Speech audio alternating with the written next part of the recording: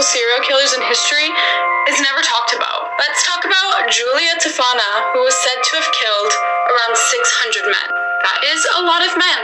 There is little known about Giulia's life and upbringing. No pictures, nothing.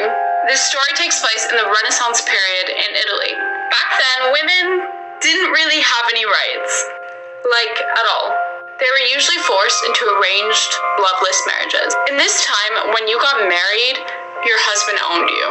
Men had full ownership and control over their wives. Husbands would often beat their wives without any consequence. And unfortunately for the women, divorce was basically non-existent at the time. It wasn't even an option. So safe to say there was a lot of women stuck in abusive and loveless marriages with no way out.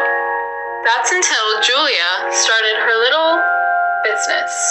Giulia created an odorless, tasteless, and colorless, undetectable poison, and she put it in makeup products.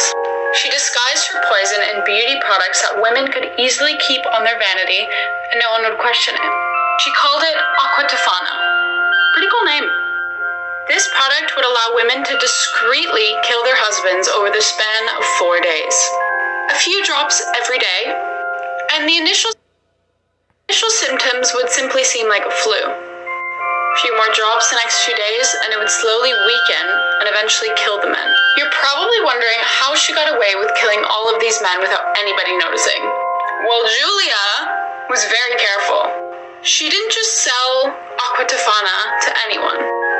Any new client had to be verified by a past client and have a background check. Giulia's clients were actually really protective over her as well and kept her secret. This went on for over 20 years. Julia would also coach the women on how to act around the days of the poison.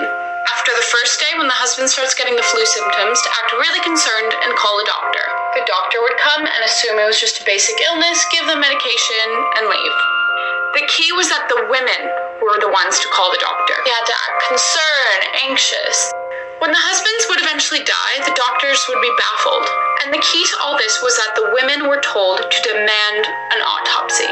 But the thing about Acqua Tofana is that it was undetectable in an autopsy, meaning that all of these deaths came back as natural causes. And due to the way that Giulia trained these women, they weren't questioned. They just seemed like the sad widow. When in fact, the wine or soup or water that their husband had consumed over the past few days was a little suspicious. It was poisoned. But eventually, something had to go wrong. And it did go wrong. So a woman comes to Giulia saying she wants to kill her husband, she's credible, and a past client has recommended her. Giulia gives her the poison, well, the makeup product, and this woman makes a soup for her husband, and she puts the Acqua Tofana in the soup. When the husband goes to eat the soup, she immediately regrets her decision and tells him not to eat it. Understandably, he's a little suspicious. He's confused. He's like, why can't I eat my soup? And unfortunately, he pinned her down and beat her until she finally confessed.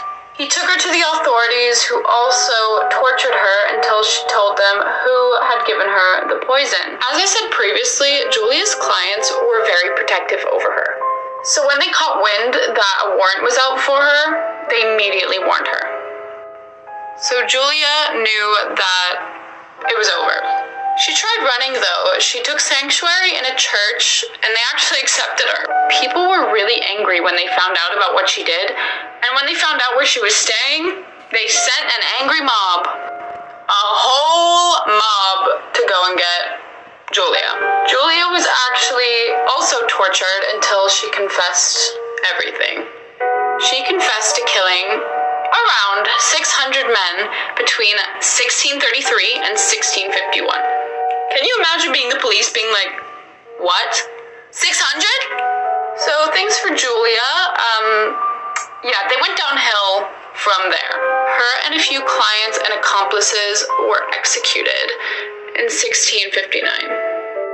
And that's the story of one of the most successful, prolific serial killers in history.